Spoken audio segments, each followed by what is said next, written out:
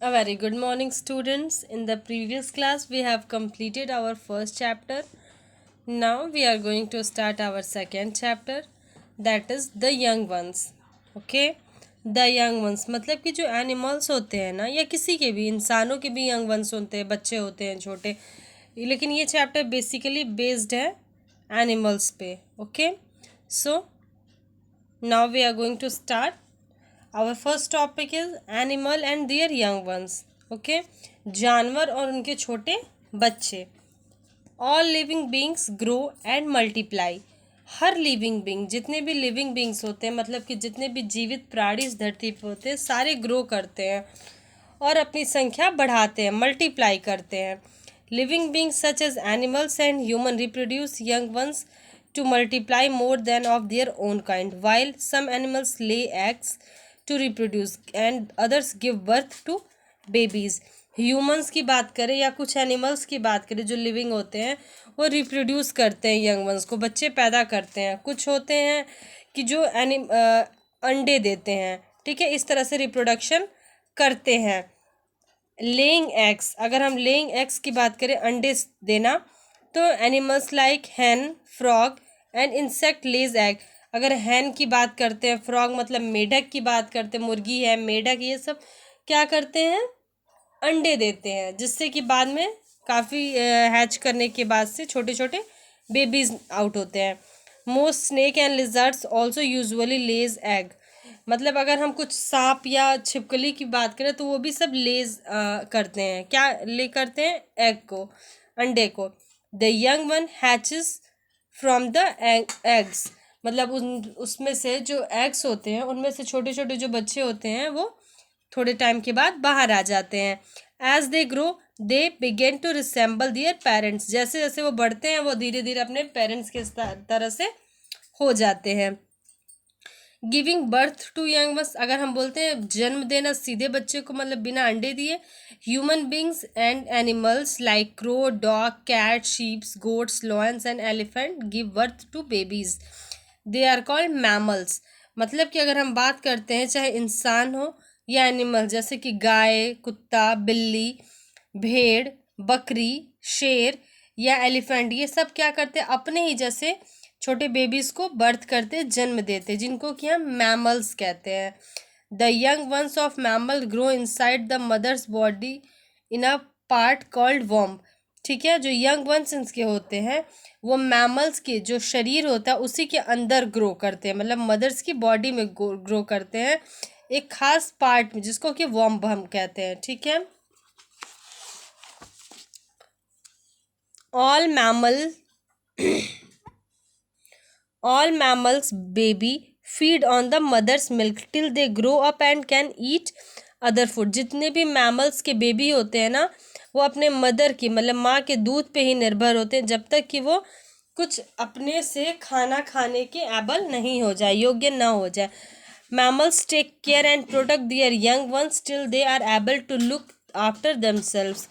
और जो उनकी मदर होती हैं, मैमल्स होती हैं, वो उन सारे की देखभाल करती हैं, तब तक करती हैं जब तक कि वो खुद अपनी देखभाल करने के लायक ना हो जाए. Okay, humans and their children. ठीक है, ह्यूमंस और उनके चिल्ड्रन की अगर हम बात करते हैं, in human beings the baby grow inside the mother's वॉर्म for almost 9 months. The unborn baby gets its supply of oxygen and food from the mother's body through a tube that joins it to its mother.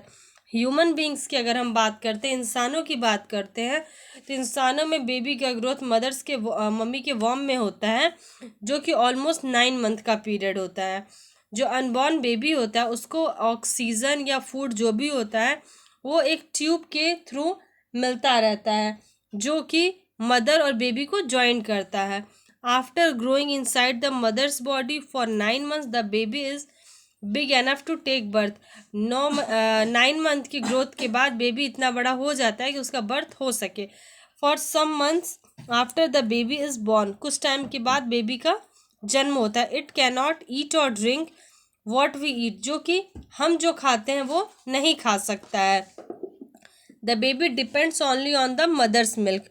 Baby किस पे depend करता है? सिर्फ और सिर्फ mummy के दूध पे. The baby is protected and taken care bye its parents, और उस छोटे से बच्चे को उसके मम्मी पापा या पेरेंट्स जो भी होते हैं सारे लोग प्रोटेक्ट करते हैं, टेक केयर करते हैं, उस पर ध्यान देते हैं। Children most often resemble their parents, और धीरे धीरे बच्चे भी अपने माता पिता के जैसे बड़े होते हैं। This resemblance is because children inherit certain features of their parents such as shape and color of hair, eyes, face, etc.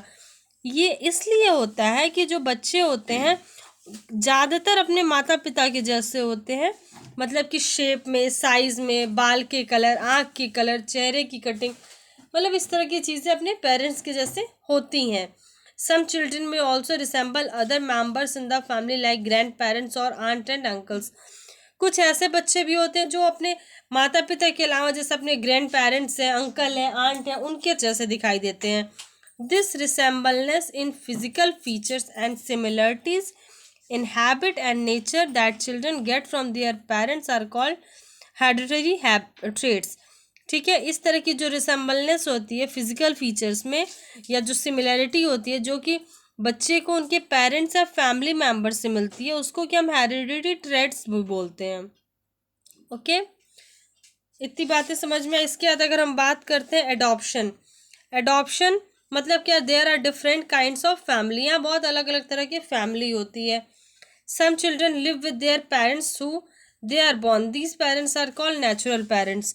ठीक है, अगर कुछ बहुत ऐसे होते हैं, ऑलमोस्ट ऐसे ही होते हैं कि जिनके मम्मी पापा की वजह से जो बॉर्न होते हैं, पैदा होते हैं, वो उन्हीं के साथ रहते हैं, जिसको कि हम नेचुरल पेरेंट्स कहते हैं।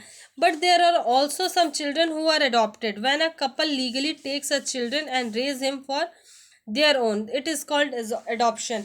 मतलब बट कुछ ऐसे भी बच्चे होते हैं जो कि कोई कपल जो होते हैं, मतलब माता पिता होते हैं, लीगली उनको गोद लेते हैं। ठीक है, तो इस तरह की जो प्रोसेस होती है उसको हम एडॉप्शन कहते हैं। This child is called an adopted child and the parents are called adoptive parents.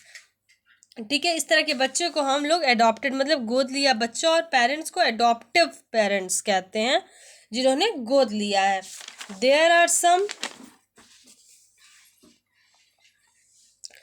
families that take another person's child into their home without becoming the child's legal parents. Such parents are called foster parents and the child are called foster children. मतलब but कुछ families ऐसी भी होती हैं जो legally अब बच्चे को गोद नहीं लेती है, लेकिन फिर भी अपने घर में रखती है, अपने बच्चे के जैसे ही पालती पोसती है। इस तरह के जो पेरेंट्स होते हैं लीगली मतलब गवर्नमेंट के थ्रू। ओके, तो इस तरह के जो पेरेंट्स होते हैं उनको फोस्टर पेरेंट्स और बच्चे को फोस्टर चिल्ड्रन कहते हैं। There can be many reasons why couple adopt children while some adopt children because they do not have children of their own. बहुत सारी रीजन्स हैं जिनकी वजह से बच्चों को गोद लिया जाता है, बट कुछ ऐसे भी लोग होते हैं जिनके खुद के बच्चे नहीं होते हैं, इस वजह से वो चिल्ड्रन बच्चों को गोद लेते हैं। Others adopt to give a home to homeless children. कुछ ऐसे लोग होते हैं जैसे जो जिनका ये मानना होता है कि जिन बच्चों के पास रहने के लिए घर नहीं है, उनका टेक केयर करने के लिए कोई नहीं है, उसके लिए वो उन्हें गोद लेते हैं। Children who lose their parents in disasters like earthquake, cyclone etc are usually given up for adoption. ठीक है, जैसे जिनके पेरेंट्स चाहे भूकंप है, साइक्लोन है, या जितने नेचुरल डिजास्टर्स होते हैं, प्राकृतिक घटनाएं, उसमें अगर मारे जाते हैं तो उस तरह के बच्चों को भी हम लोग यूजुअली गोद लेते हैं। Adoptive parents love and take care of their adopted child as their own and look after their needs. जो अडॉप्टिव पेरेंट्स होते हैं वो उस बच्चे को उसी तरह से प्यार और दुलार देते हैं जैसे कि वो अपने बच्चों को देते हैं, और उनकी पूरी देखभाल करते हैं। Do you know someone who has adopted a child? क्या तुम किसी ऐसे पर्सन को जानते हो जिसने किसी बच्चे को गोद लिया हो? Our values, the practice of adopting should be encouraged. मतलब कि जो ये तरीका है ना जिससे कि बच्चों को गोद ले, इसको इनकरेज करना चाहिए। It will provides home to many homeless children and their needs can be taken care us. मतलब कि इससे क्या होगा, जो होमलेस बच्चे जिनके पास घर नहीं है रहने के लिए, माता पिता का प्यार नहीं, उन्हें वो मिलेगा, और जिनके पास अपने खुद के बच्चे नहीं है उनको बच्चे मिल जाएंगे। If your parents have adopted a child, how would you behave with the child? आप सोचिए, अगर आपके माता पिता ने किसी बच्चे को गोद लिया तो आप उसके साथ कैसा बिहेव करोगे। ओके स्टूडेंट्स, तो यहाँ पे ये चैप्टर खत्म हो जाता है। यहाँ कुछ कीवर्ड्स और लेट्स रिमेंबर दिया हुआ है जिसको कि आपको पढ़ना है। ओके, सो हमारा चैप्टर जो था द यंग वंस यहीं पे एंड होता है। नेक्स्ट टर्न पे हम इसकी जो बुक वर्क या एक्सरसाइजेस है वो करेंगे। तब तक के लिए you have to read this chapter again and try to understand it. Okay, so that's all for today. Have a good day.